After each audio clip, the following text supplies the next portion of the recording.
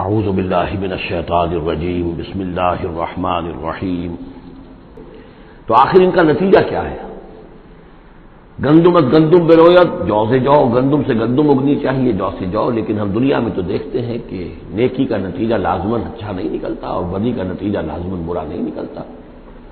تو کوئی دوسری دنیا ہونی چاہیے، دوسری زندگی ہونی چاہیے۔ یہی دلیل ہے ایمان بالآخرت کے لیے، جس کو قرآن مجید مختلف مواقع پر استعمال کرتا ہے۔ چنانچہ سورہ آل عمران کے آخری رکوع میں ہم یہ دیکھ چکے ہیں، ربنا ما خلقت ھذا باطلا سبحانک فقنا عذاب النار۔ گویا کہ وہی بات یہاں ہے، اور اگر اسے اس پچھلے سلسلہ کلام سے علیحدہ سمجھے تو ترجمہ ہوگا کیا تم نے یہ سمجھا ہے؟ یہ گویا کہ اب مجھ سے اور آپ سے اللہ تعالیٰ مخاطب ہیں، جو بھی قرآن کا پڑھنے والا ہے۔ افحسبتم انما خلقناکم عبثا، اے انسانوں، کیا تم نے یہ سمجھا ہے کہ ہم نے تمہیں بیکار بے مقصد پیدا کیا ہے؟ وانکم الینا لا ترجعون، اور تم ہماری طرف لوٹائے نہیں جاؤ گے۔ فتعالی اللہ الملک الحق، تو بہت بلند و بالا ہے بادشاہ، جو سچا بادشاہ ہے، الملک ہے۔ ظاہر بات ہے کہ کوئی بادشاہ دنیا میں ایسا نہیں ہو سکتا کہ جو اپنے غداروں کو سزا نہ دے، وفاداروں کو خلعتیں نہ دے، جاگیریں نہ دے، انعامات نہ دے۔ دنیا کا نظام چل نہیں سکتا جزا و سزا کے بغیر۔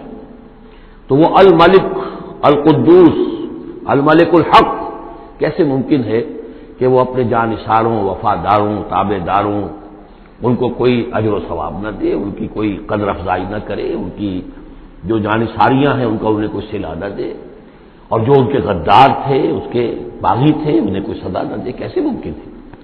وہ تو بادشاہ ہے، بہت بلند و بالا، اور بادشاہ برحق ہے۔ لا الہ الا ہو، اس کے سوا کوئی معبود نہیں۔ رب العرش الکریم، وہ بہت عزت والے عرش کا مالک ہے۔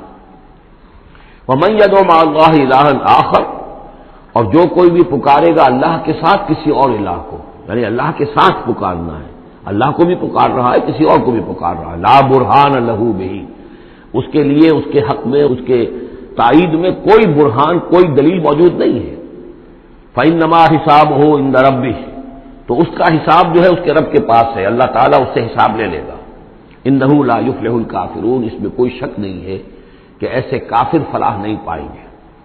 وقل رب اغفر وارحم وانت خیر الراحمین، اور دعا کرو کہ پروردگار ہمیں معاف فرما، ہمیں بخش دے اور ہم پر رحم فرما، اور یقیناً تو تمام رحم کرنے والوں میں سب سے بہتر رحم کرنے والا ہے۔ بارک اللہ لی ولکم فی القرآن العظیم ونفعنی وإیاکم بالآیات والذکر الحکیم۔